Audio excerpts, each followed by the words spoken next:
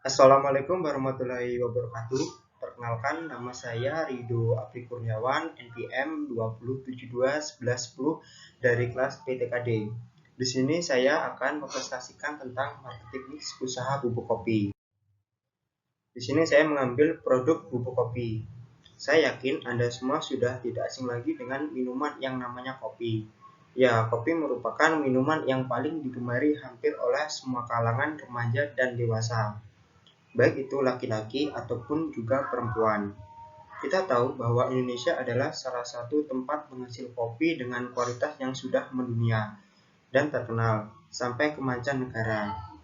Sebut saja kopi luwak. Kopi luwak adalah kopi asli produksi Indonesia yang memiliki harga super fantastis di luar negeri sana. Sementara itu, di daerah-daerah tersendiri, tanaman kopi masih menjadi salah satu tanaman yang sering dibudidayakan. Hal ini karena kopi memiliki nilai ekonomis yang tinggi.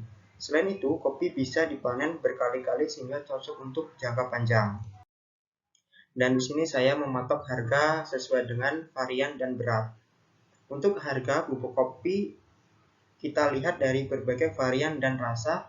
Berat kopi dimulai dari harga 34.000 untuk berat 100 gram, dan untuk harga 58.000 untuk 200 gram, dan untuk 1 kilo sampai dengan harga 225.000. Selanjutnya adalah pemilihan lokasi untuk produksi bubuk kopi. Pemilihan lokasi usaha bubuk kopi memerlukan lahan yang cukup luas. Lahan digunakan untuk tempat berdirinya bangunan, instalasi air dan sarana penanganan limbah, serta sarana pendukung lainnya. Lokasi lahan hendaknya strategis dan layak sebagai tempat pengelolaan bubuk kopi. Hal-hal yang harus dilakukan untuk mengambil lokasi sebagai berikut. Lokasi terletak di daerah yang bebas bau busuk, debu, asap, dan polutan lainnya, jauh dari kandang hewan, tempat pembuangan sampah, rumah, dan sebagainya. Lokasi tidak banjir atau terendam saat musim hujan. Lokasi sebaiknya dekat dengan pasar. Tersedia prasarana listrik, air bersih, dan transportasi. Misalnya dekat dengan jalan raya agar mudah memasarkan. Lokasi dekat dengan sumber daya manusia, sumber bahan baku maupun bahan pembantu. Selanjutnya adalah tempat penjualan yang offline, yaitu Jalan Pertanian Maju, Kecamatan Adiluih, Kabupaten Pringsewu, Lampung. Nama Instagramnya Bubuk Kopi Official, Shopee Bubuk Kopi Murni. Selanjutnya adalah promosi. Promosi produk jelas bukan produk baru, karena produk baru akan melewati proses sosialisasi yang panjang untuk dapat ke tahap promosi. Promosi produk oleh sebuah perusahaan dilakukan karena beberapa faktor, diantaranya produk dinilai mahal oleh konsumen meskipun kualitas produk tersebut teruji. Produk mendapatkan kompetitor atau pesaing dari produk perusahaan yang lain, menawarkan benefit atau keuntungan yang didapatkan oleh konsumen. Selanjutnya, promosi bisa dilakukan dengan berbagai cara. Yang pertama, bisa menggunakan stiker, poster, atau kartu nama. Selanjutnya, bisa menggunakan iklan atau elektronik. Selanjutnya, menggunakan dari papan nama atau reklama, atau bisa menggunakan bazar dan event. Pemasaran.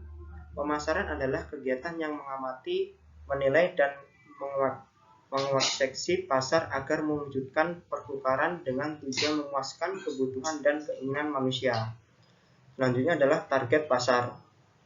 Pasar menerangkan penjualan perusahaan sebagai persentase volume keseluruhan penjualan dalam industri market ataupun produk. Menurut Coulter dan Keller, beberapa penelitian mencoba mendefinisikan segmentasi dan melihat dari beberapa pandangan karakteristik. Yang pertama yaitu geografis, yang kedua demografis, ketiga fisiografis. Selanjutnya adalah karyawan atau people. Di sebuah perusahaan pasti semua ada yang namanya karyawan. Tanpa ada karyawan, perusahaan tidak akan bisa berjalan. SDM adalah individu yang bekerja sebagai penggerak suatu organisasi, baik institusi maupun perusahaan, dan berfungsi sebagai aset yang harus dilatih dan dikembangkan kemampuannya. Setiap perusahaan membutuhkan karyawan sebagai tenaga kerja yang menjalankan setiap aktivitas yang ada di dalam organisasi perusahaan. Karyawan merupakan aset terpenting yang dimiliki perusahaan, sangat pengaruh besar terhadap kesuksesan sebuah perusahaan.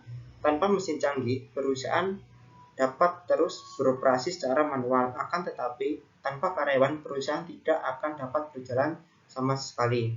Mungkin ini saja yang bisa saya sampaikan. Mohon maaf jika ada tutur kata yang salah. Saya akhiri. Assalamualaikum warahmatullahi wabarakatuh.